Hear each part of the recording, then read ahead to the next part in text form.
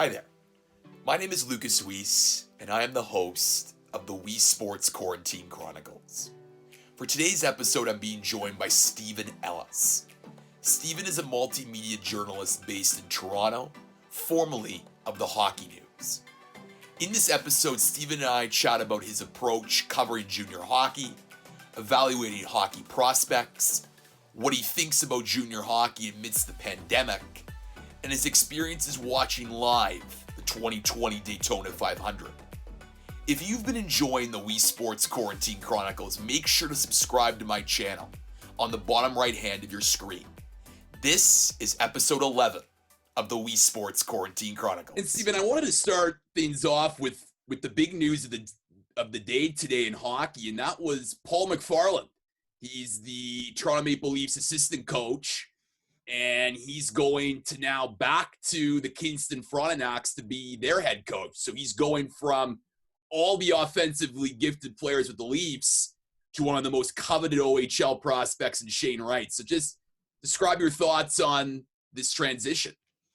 Yeah, Paul said today that he wants to become an NHL head coach. And I think going with a team where you've got a star player, but you've still got a pretty raw roster where you got a couple good guys coming in, but the team did not really see a lot of improvements from a year ago to this season type thing. So they needed a change, and if they're going to get the most out of Shane Wright over the next couple of years, having a guy who made it to the NHL as a coach and as an assistant coach, that is, and has that experience coaching top level players is going to be a very good addition to this team. And if he is going to, this is a good place to go. You've got an opportunity where you can mold the roster. You're not just getting put on a team where you're just going to win every game. I think one of the nicest things you can do as a coach is go to a team where they've got some potential, but they've got a superstar prospect who can make things a lot easier on you. And then you just mold the rest of the thing together. And I think that's a great opportunity. And I know when the Kingston opening happened, a lot of coaches wanted in, and you can't say no to a guy who's coaching in the NHL, I guess. So I think that was a good decision on his part, and it'll be interesting to see who takes his place. Of course, in Toronto, there's a lot more attention who the assistant coach is compared to a lot of other fan bases where they might not even know who their own assistant coaches are. So it'll be interesting to see if they go out and get a guy like Bruce Boudreau or get an experienced person to come and help take over. I saw so many of Leafs Twitter in regards to Bruce Boudreau commenting his video inside the Capitals locker room with that profanity-laden piece during the road to the Winter Classic where he threw 20 F-bombs. It was just one of the most epic intermission speeches I think I've seen from a coach. Yeah, that's a guy that's got the experience. He's worked with some good players and he's well respected. People like him, and things didn't obviously work out there in Minnesota. But I think there's going to be a lot of teams that really want his services, and Toronto's not got a good opportunity. It's whether or not Bruce Boudreau wants to be part of that environment where it is win now, and almost colossal disappointment for the last 53 or so years. So I think for him, it's would he want to do it?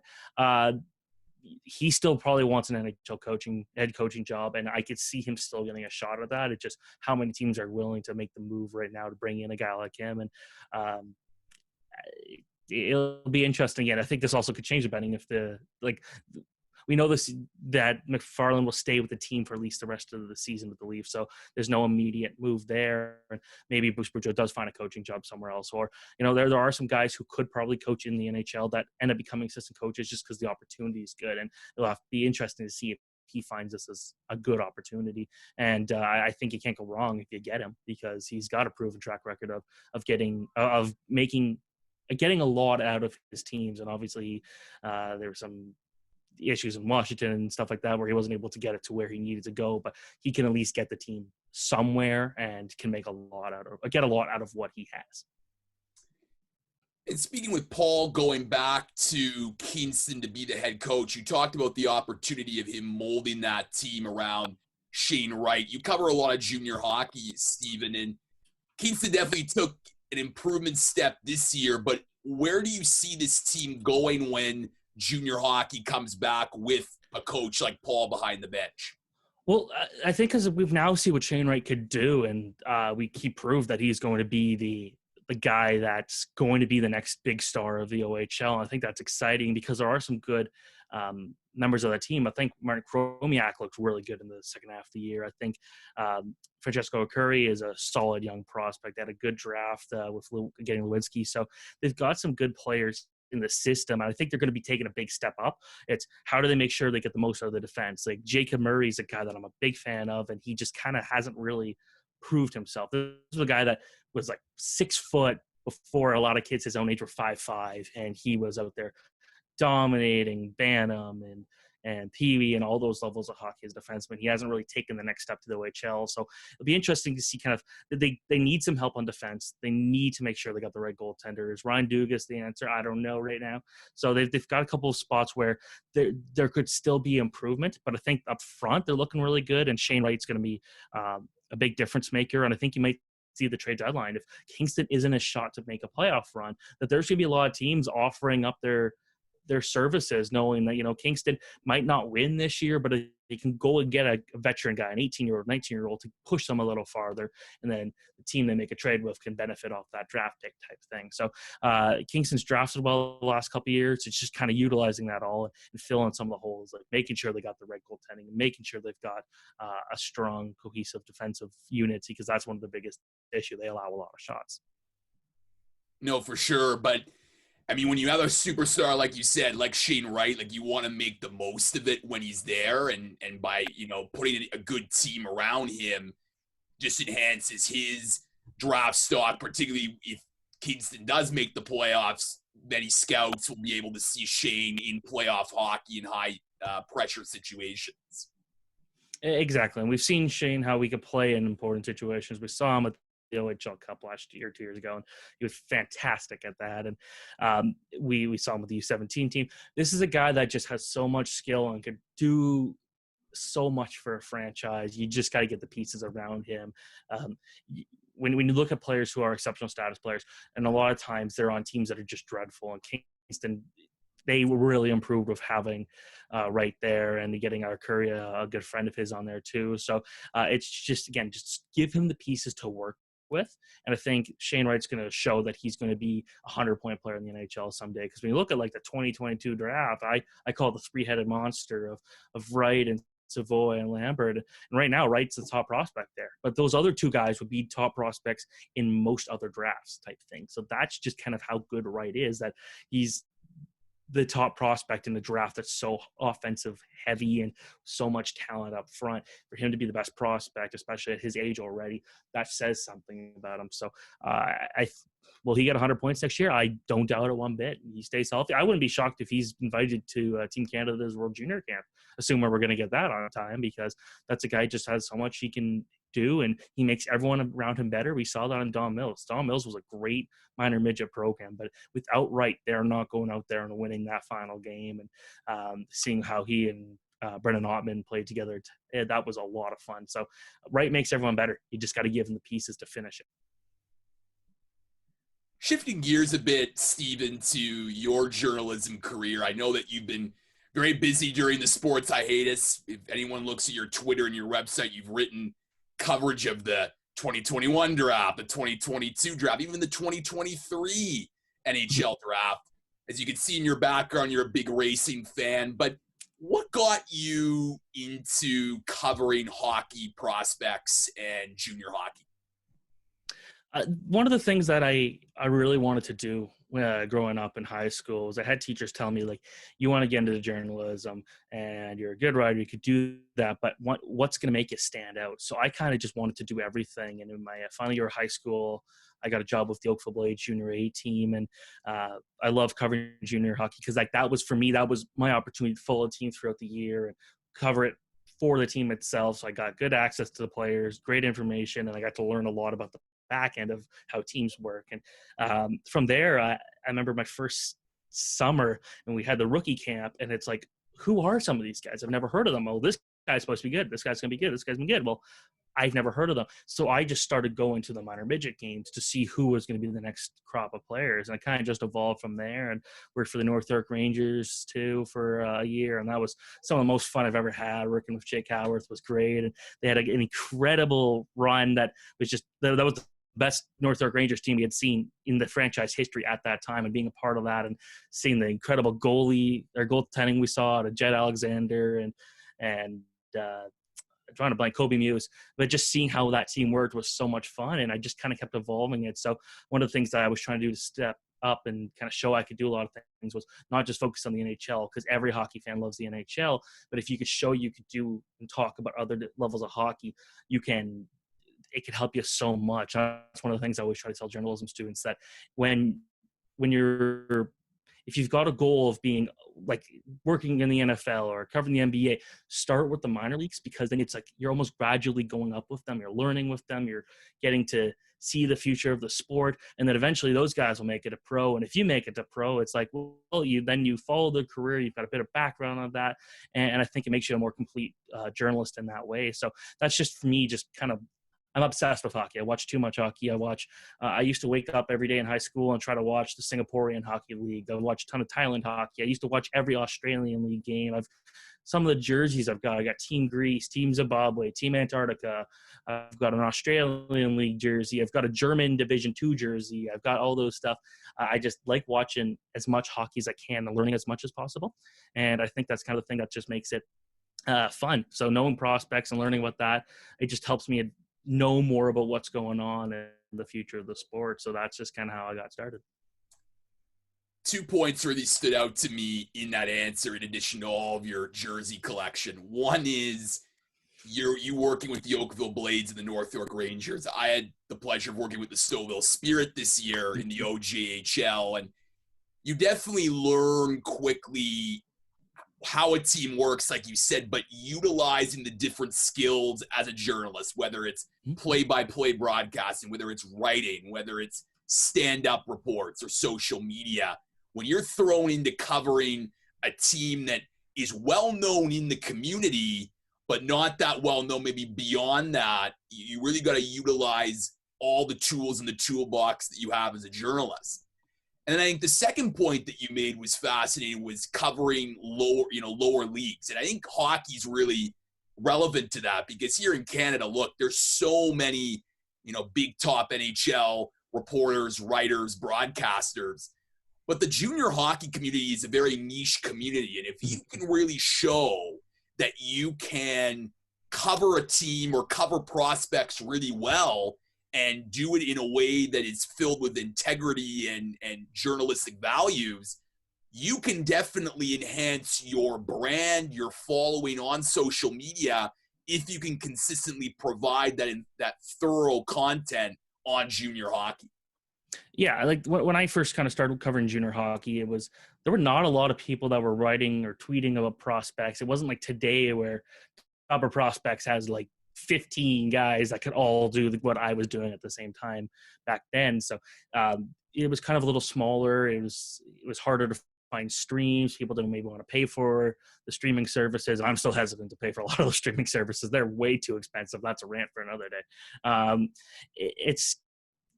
There's just better access now to watch more hockey. And I remember I used to be the only guy writing or tweeting or covering in any way those international tournaments, like the 5 Nations and the 4 Nations and the 3 Nations, even the 2 Nations, and things like that. And now everyone is. It's kind of like a lot of the same people you see, and there's a lot of great people doing that. So it's a good way into the industry, because you're like, when you look at the top guys, like Bob McKenzie, he loves junior hockey, but a lot of the information he gets is from scouts. It's not him necessarily going to the games and seeing these players.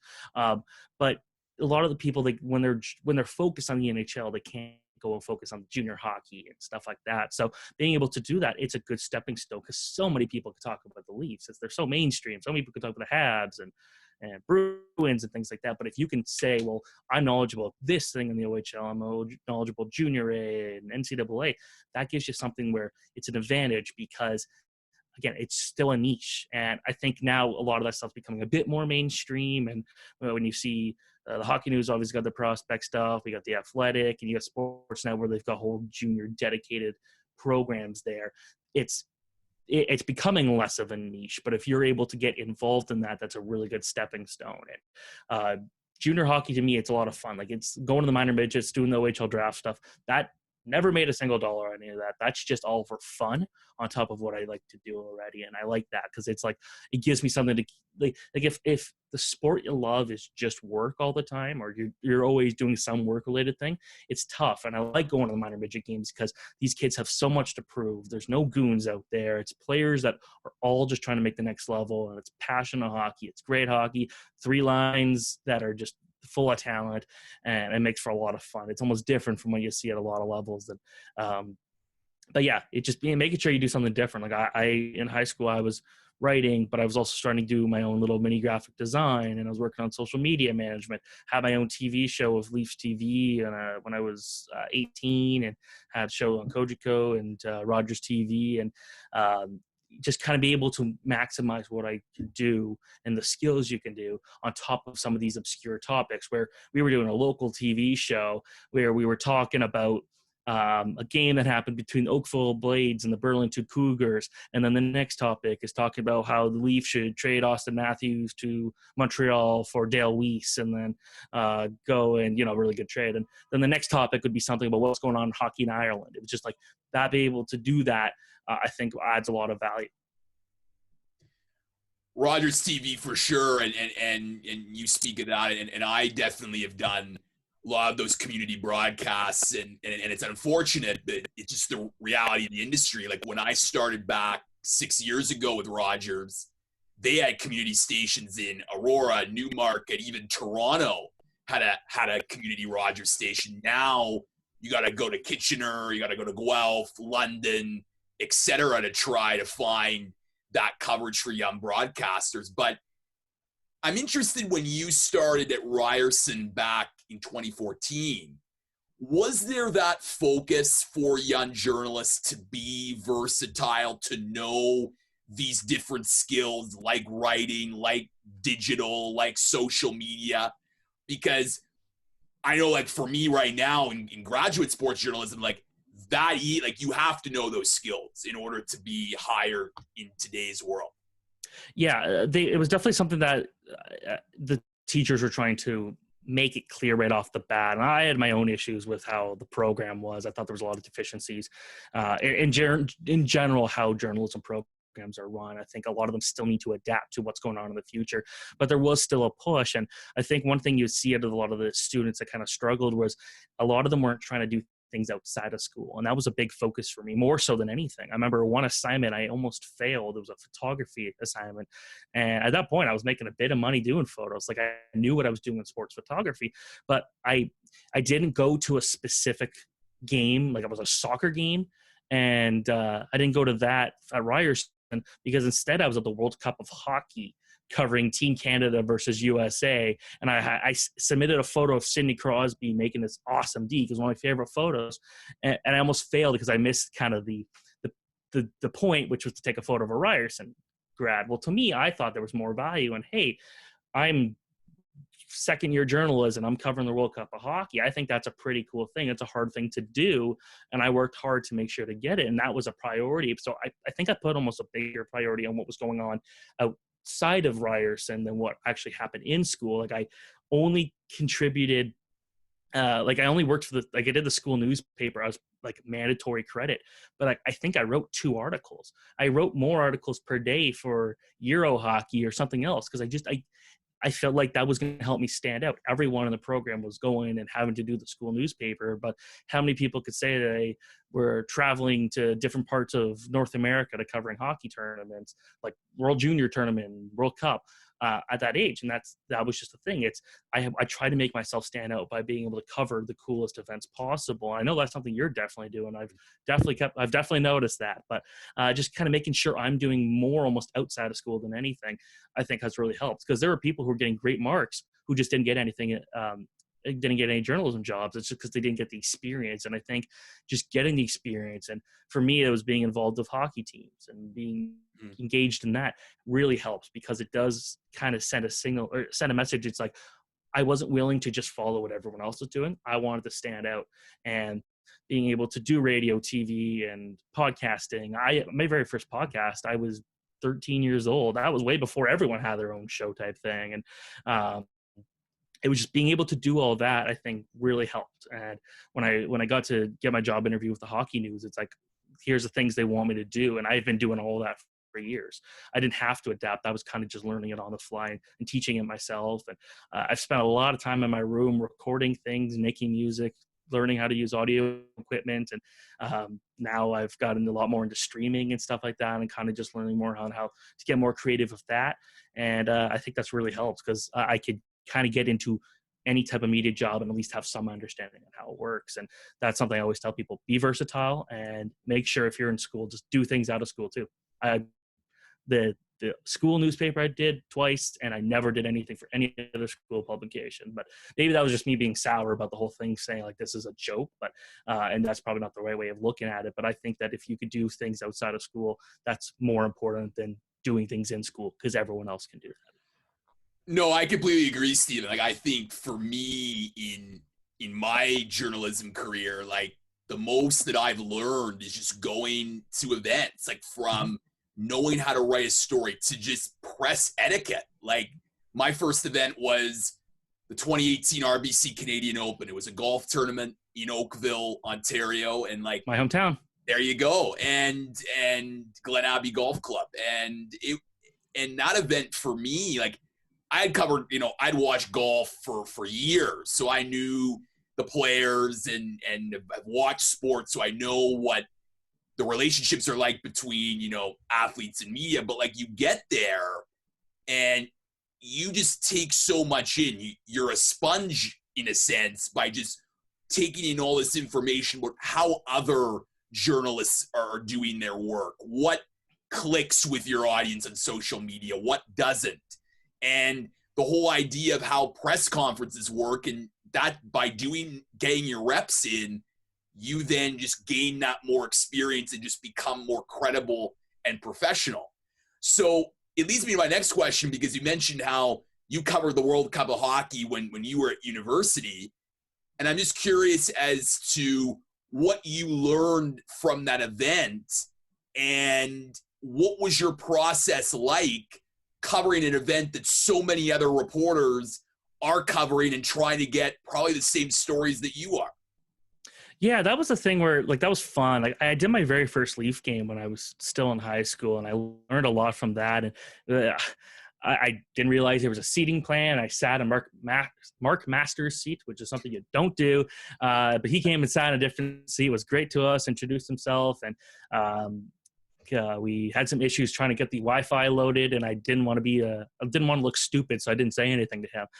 But it kind of just, like, the way I looked at it is like, act like you've been there before. And I think for me, just making sure I didn't look like I was the one standing out, because I had no idea what I was doing. And a lot of it was just learning on the fly, but I happened to know a couple people there, and that was really good. And spent a lot of time with one guy, Avery Lewis McDougall, and we became good friends out of that. But we, like, at least knowing somebody there really helped, because then we were kind of just both learning it on the fly ourselves. And it became a really nice time to not only meet people, but get creative with what I was doing. I was making videos every day. I was doing live streams on Facebook after each day, kind of just giving my thoughts on it. I kind of grew up as, like, before I was doing prospects, I was kind of known as the international guy, the guy who would watch United Arab Emirates versus Thailand at 4 a.m, but just to learn about what was going on globally type thing. And so for international hockey, I knew the forward flyers and on even like Finland and Europe, like some of the players you would have never heard of before, like I knew a lot of, because that's what I put a lot of time into. And being able to see how reporters ask questions and meeting the people that I see online and things like that was really cool. But then it also kind of made it, like you mentioned, how everyone's trying to chase the same stories. That's like, all right, well, Sidney Crosby's at the podium. Well, do you know who else is at the podium? Corey Crawford. I'll go interview Corey Crawford. And it just kind of like trying to get the stories that were interesting outside of there. And I put a lot of focus on Europe. I didn't put much focus on Team Canada. I didn't put much focus on the Americans. I put a lot of focus on the guys who came over who weren't in the NHL. So it was just trying to make sure I can get creative with those stories, because every player has a story to tell. And I think you can get something good out of pretty much any player that plays professional hockey. You just got to ask the right questions. A lot of it was just trying to learn what those questions were to ask. And when I got with the hockey news and working with guys like Ken Campbell and Matt Larkin and Ryan Candy, seeing the questions they ask and the stories they ask, I learned so much from that. And that was obviously later on, but just kind of seeing how the top guys do it made it much easier. And I think one of the favorite stories of it, though, was how I met Elliot Friedman, and we were in the bathroom, and he kind of just said, like, hey, dude, I have no toilet paper. Would you like some toilet paper? And I gave him some toilet paper in the bathroom. And that's how I met Elliot Friedman. But just kind of there, they're just kind of meeting guys. And like, I knew Chris Johnson from before, so I was able to, like, he kind of showed me the ropes a bit. And it was just really cool to kind of just meet the guys you think about, or you read all the time and you see on TV and getting involved. But it also helped that kind of like I really desensitized myself in terms of seeing the stars, because you see the star players every single day there, and you'll get Crosby come in twice for interviews, McDavid come in for interviews, Austin Matthews coming for interviews. So you kind of just got desensitized to the point where it's like you're not nervous to go up to these guys. You just go up and you just talk to them. They're people. And while in the scrums you're not going to get any good information, if you can get one of those players one-on-one, especially before a game, you're going to get some of the best quotes you're going to get. And I think that's just kind of one of the things that I learned. It just listen to how everyone's do it, but then come up with your own ideas. And I think that really helped. So that was a fun term. I still love it. I was at the rink. The way I looked at it, it's like I wanted to look like the hardest working person there. I was there at 9 a.m. and I leave at 1 a.m. Skipped class for it all. Then I realized over time, man, the more time I'm away from the rink is better. You don't want to sit at the rink all day. And it's a kind of like the total flipped outlook now. But I just liked being there involved, and that was a lot of fun. So I will always vote for the World Cup of Hockey coming back. I'll also say most events you go to where the media food you got to pay for. This was $20 per meal free. You got a free voucher for it. It was great. I was getting more food than I needed. I was giving it to people. I'm like, I don't need this, blah, blah, blah. We could do a whole episode about our media food experiences. I don't know. The best was the outdoor game, Canada, USA, or the World Juniors. Yeah, they had like pizza with like boneless chicken wings on it. And they had like burgers with pulled pork on it and a soft serve machine. It was great. I remember it was not Gary Bettman. It was Bill Daly's coming around with like a pizza and ice cream in his hand doing a little mini press conference. It's great. It's like the food there was so good. It was incredible. Well, you're in Buffalo, right? You're in Buffalo where it's home for chicken wings. You think you say that, but the problem was the food was not like you had to pay for the media food every day. Now, for the Toronto World Juniors of 2017, it was free food, but not every night. It was only on Team Canada games. But then when the 2018, you always had to pay $15 per meal. Well, the meals were not great. So a lot of the times we just my photographer and I, if we didn't bring food or if we were hungry, we kind of just sit waiting until we got back to Oakville and Toronto. So we were kind of hungry the whole time, but then outdoor game comes and it's the greatest food experience of our lives. Very cold. Very cold. Yeah. If you've never gone to an outdoor game, don't go, please. It sucks. But it was a lot of fun to have that food, I'll tell you that. Steven, when a young writer or a young journalist approaches you and asks you, Steven, I want to become a prospect writer, what are the skills and prerequisites that you think go into being a successful hockey prospect writer? See, the thing with prospects is people don't care about how many points they're getting. It's what value do they add if they make the NHL? Because you can look at a player and say, oh, well, he's got 112 points. Well, if he's an overage player, that's not that impressive. If he's a rookie, then holy crap, that guy's going to be the next Wayne Gretzky type thing. So it's kind of just seeing what value those players can bring to a team. So having a knowledge of the technical side of hockey really helps. And there's like a lot of scouting programs out there. I know ISS has a scouting program that for like interns to try out and become learn the scouting things. But just one of the things you can kind of if you were to sit with a scout and watch a game and have them explain what they're seeing, you see the game in a totally different light. Because obviously hockey analytics is super important, but you don't get a lot of that with available data in junior hockey. So a lot of that has to be the eye test and has to be what you like of a player, because a guy who puts up 110 points in the OHL each year could actually end up just becoming a best a moderate third liner in the NHL if they don't have the speed or they don't have those traits. So being able to know kind of what makes a player good helps. But a lot of it is just also kind of who you know and who you can like make connections. That's when you mentioned just being at the event is important. I think one of the best things that you could do is just be at a rink every night if you want to get into hockey. And I was, for a long time, I was in a rink 5-6 times a week and watching 20 games in that span because I'd watch like a tournament or I'd watch all those events. But just kind of picking up on the small things. But doing as much reading and learning and having kind of no biases around players. Like if you see a guy one time and he makes a bad mistake, don't then say, oh, well, this guy is prone to mistakes because he made one dumb thing, and then use that as bias every time you talk about the guy. So going in with open mind and knowing that these players are different, they all develop differently, could really help.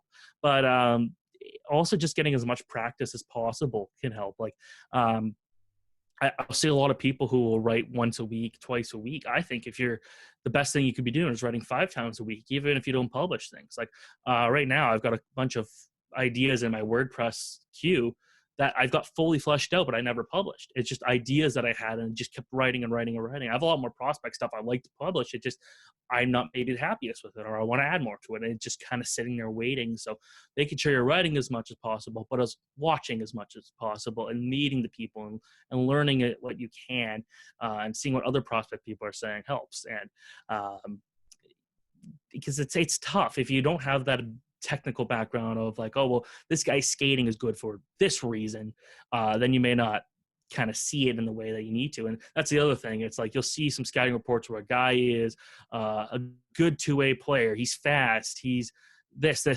But being able to say how they're fast, what makes them fast, or what makes them a valuable two-way player is more important than just saying he's good at this, he's good at that. That doesn't tell you anything. It's the technical details that help. So when you hear people saying like, oh, well, you never played the game of hockey, truthfully, when you see most of the scouts are former players, that does help because you can kind of evaluate talent that way. But I think that just knowing what makes a player good in a more detailed sense than he could shoot the puck well or he's fast is so vital to being good at it, because it's so many people can say the same thing, but if you can actually explain why, maybe the average fan doesn't care, but people will notice that. There will be important people that will notice what you're saying. And I've actually had scouts from various junior leagues ask for opinions on players, and I'll give them as detailed of a report as possible because there is still value in that. And just repetition is very important. Make sure you're getting your reps in. Make sure you're continuously working on and trying to get better. Well, the point about repetition, I think, is very important. And to me, there are so many opportunities to watch prospects. Like when you think of the opportunities in the summer, whether it's at Plymouth, Michigan, and then the beginning of junior hockey seasons, the Canada-Russia series in November, the top prospects game in January, World Juniors, all the way leading up to the draft, and then it repeats again. So there's always these opportunities just to be able to, that's just at the CHL level. And then of course there's, AAA and so on. So there's always opportunities. And I think for young journalists to really perfect the craft, you just got to be willing to keep doing it and figuring out, finding your voice. And I think your answer about the why, I think really separates different scouts, because I just find like some just throw out all these terms like two-way skater, aggressive player, physical presence, but there's no context there. And the ones that provide the context, I think, are the writers that really separate themselves, and also the writers that actually do the deep dive feature stories that are able to integrate some of these abilities as well, I think really stand out. Yeah, like I mentioned Dabra Prospects. I used to do stuff with them, and you look at what guys like Cam Robinson and Tony Ferrari are doing. Like those guys, I remember reading their stuff at first, and it's like they kind of gave almost more basic answers. And now they're some of the most detailed prospect reports you'll see out there, and they do the work. It's a love for them, and I think that's so important when you see guys like that. Those are great guys to follow. But then it's the other thing is, like I mentioned story ideas that I have and never publish. It's one of them is how I hate comparisons for players. Look at a guy like Matt Boldy. who had a terrible start to the season in the NCAA, but Minnesota fans were ripping and saying this was a terrible draft pick. And I was out there saying, you know what? He actually could be super valuable as a third liner. And then then I remember seeing fans coming at me and saying, well, that's not good if they drafted a first round guy and he's going to be a third round pick. Well, if you're being realistic, it's like that actually is the reality more often than not. A first round pick is not going to be an immediate star. If you have a first round pick each year, does that mean after 6 years, if you draft a forward each of those 6 years in a row, does that mean by the 7th year, one of those guys are just going to have to be out of the equation all of a sudden because you draft a first round pick, they have to be a star player? No, I think that there's actually value. And if a guy gets drafted 11th overall and becomes a third line player, but if he's a good third line player, that's worth it. You're not going to always draft a superstar player at each draft. But the comparisons, I think, with one of the things there, it's like Boldy was getting compared to guys like, I'm trying to draw a blank of who it was, but it's like, like Anders Lee and guys like that. They're like players that if they don't reach that certain level, I think the average fan is going to be like, oh, well, that guy's a bust. It's like, well, Vali Nichushkin, you know what? If you actually look at the underlying stats of him before he got drafted or early on with Dallas, there was kind of very obvious signs he was not going to be a top 6 player. But he was one of the best bottom 6 players this year.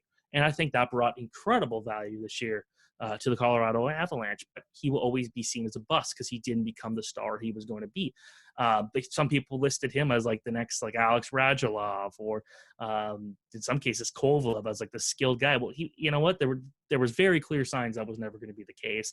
And I think as a result, people have got a sour look at him. But it's okay if a player doesn't hit the he's the next Patrice Bergeron. Well, Patrice Bergeron is one of the best centermen in the league. So if he doesn't become one of the next best centermen in the league, does that mean he's a failure? No, not necessarily, because very few players can play at his level.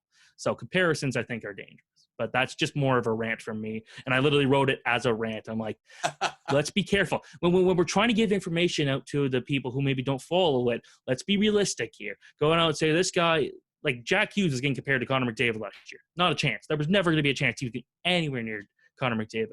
But you know what would be really good? If he got 80 points a season, that would be a major success. And I think he will get 80 points, probably in 2 seasons, I'd say.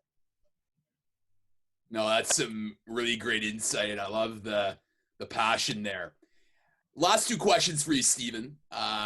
First being about your other love, which is NASCAR. And you had the opportunity this past February as a fan to go and watch the Daytona 500. And this Daytona 500 was crazy in many ways just because of the Ryan Newman crash, but just also the social media, what happened on social media as a result of it, particularly the misinformation that was spread because of the crash. And for context, not only a few weeks earlier, Kobe Bryant's tragic passing and all the misinformation that came from that. So I just want to ask you, like, what was it like as a fan to be there when this was going on? And just how did it differ from people back in Canada watching this on Twitter being like, how can you be so wrong on such important details?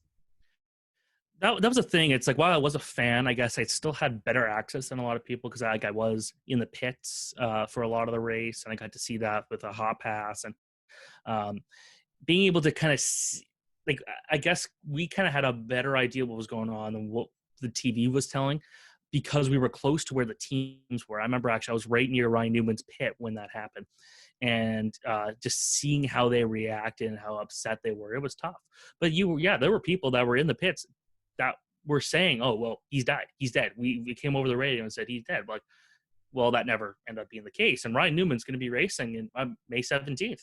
He's going to be returning, which is awesome. And the fact that he got out of the hospital days later, it's just crazy. Because, like, I've been a racing fan. Like, my very first – I've never missed a Daytona 500. I've watched them always on TV, and this was the first one I got to go to, and absolute dream of mine. And I still, like, that's one of the reasons why I've been so happy this year is because I still got to go to the coolest event I've ever been to. And as a fan, I didn't have to work it. It was kind of like I got to do everything I wanted to do that I don't get to do in the NASCAR Pinty series where I'm covering it and trying to give information out. Well, in this case, it's like I'm get to enjoy it for once, and it was really fun. But seeing there, it's like the crash, I was very close to it. You could hear it. I could still picture what that whole scenario was in my head. And I had never, like, I've seen some pretty bad accidents on TV, but to see something that dangerous at that speed, I thought he actually flipped into the crowd from the first thing, because I saw the hit, but then it was stuck. I couldn't see because I was behind a pit stall after that. I thought he hit the fence and went to the crowd based off of where it happened. Obviously he didn't, and that was a really important thing. But for him to come out a few days later and be fine was shocking, because at least from my knowledge of racing, and one of the guys I was with actually works in the NASCAR series, and he works with teams and knows the cars so well. And I'm asking, like, what was the dangerous thing? And I think somebody mentioned, or that he mentioned was important, was that the front windshield flew out. And that's something that was kind of missed. It was never mentioned on the camera, never mentioned on the replays, but that was probably the most dangerous thing that happened, because anything could have hit him at that point. There were parts flying, the car was on fire and things like that. And so we went after the race and sitting with a couple of the media guys, and like, we haven't heard anything. And it's like, this is scary. This is not good. There was a lot of excitement for the event, and like him or hate him, the fact that Donald Trump was there the day before was huge for the event. The numbers looked incredible for the first 11 laps of the race that happened, and then the rain came and put it in, and we had to wait till the next day. But having that interest in it from a bigger audience than usual put so much attention on it, and for that to happen, where it's like, did we just lose another driver? And it was scary, considering the last time Donald Trump was at a race, NASCAR lost Dale Earnhardt. So it's like, oh God, please don't ever invite him to another race again if we lost another driver. But just sitting there, just waiting to know what was going on was scary. And there were people, there were some people that were at the race that were tweeting that, Ryan Newman passed away. And it's like, well, these are not credible people, and that's what's really important. So many lessons could be learned from that on the misinformation side of things. And eventually we found out that he was alive. It's just like, wow, that made things a lot better, because it put a damper on that whole experience, getting to go there for the first time. And did we just lose a driver, a guy who was well respected? And part of the irony is, one of the things that saved him was called the Newman bar, because in 2003 he had a really bad flip and the car kind of caved in. And then he had another. The joke is that he seems to flip more than any driver. But this is a guy with an engineering background, and he gave some ideas on how to fix these cars. And the Newman bar is named after some of his ideas, and that's what saved him. And I think that's so important, because the car did cave in at the front in a way that I don't think we've ever expected. And that's put a lot of effort or a lot of pressure on NASCAR now, because they were supposed to have a brand new car for next year. It was supposed to be super safe and everything. And I think they learned a lot from that accident. Now the car is not coming until 2022, I believe. But it's just like accidents like that almost need to happen for the safety to get right. Because you look at IndyCar, if Scott Brayton didn't die in 1996, I believe it was, we may have not had the feature called the safer barriers, which is what the reason why we don't have drivers dying anymore, is because these barriers are softer. When the car hits, the barrier is the one taking the impact and not the driver. And as a result, NASCAR hasn't had a driver die since 2001, and IndyCar has had a few deaths, but from freak accidents. But in terms of guys hitting the wall, which used to kill drivers, we haven't had that happen. And I think that's just, it almost takes these serious injuries for safety to really evolve. But as a result, we haven't had drivers die. And I think that's one of the great things about racing, that it's been as safe as it is. Well, yeah, I mean, and that's where my last question is going to be for you, Steven. And you mentioned that NASCAR is returning, but I want to go back to junior hockey, because it seems like with sports, it's not if but when at this point in terms of when sports will resume. But from the reporting that's been coming out about sports leagues, it's probably going to be without fans at the start. How do these junior hockey teams survive when a lot of their revenue comes from people buying tickets? And the fact that, if there's no fans at the start, and then probably it'll be gradual fans coming back with social distancing. I mean, how do they survive without fans? Well, actually, one of the things that really is hurting them is not having a training camp or a prospect camp. Like, one of the reasons why junior A teams, for example, continue to exist is because of the money they make at their prospect camps and their tryouts, because those are not cheap. We're talking thousands of dollars a player, and that's how a lot of them make profits. These like junior A teams are not surviving off of fan bases. That's just the truth. And for junior teams like Mississauga Steelheads, where their attendance is really poor, it's like that hurts. But I think the toughest thing would be for the players who kind of have their careers perhaps altered completely. There were some guys that could have used that Memorial Cup run, for example, to extend their career a little longer, and that will not get a chance to do so. And so that's tough. But not having the fan bases is tough, because a lot of very few junior teams are anywhere near a profit, and then you kind of, you're not making any money at all. How do you continue to survive? And it's tough. So it's you don't want to rush these things back, because again, it would be way worse for the OHL to return and then Shane Wright or any other player gets sick and is not playing for a month or two and gets a bunch of other players sick. That's way worse than not getting revenue for another month or two. So they got to make this, they got to do the right decision. But I think, honestly, I wouldn't say it's the fans. It's just like the camps and other things that actually make the biggest profit for them. Losing that's going to be really tough, because those are guys that they're trying to make a career, and if they're not going to be able to go to the camps, well, the teams aren't making any money.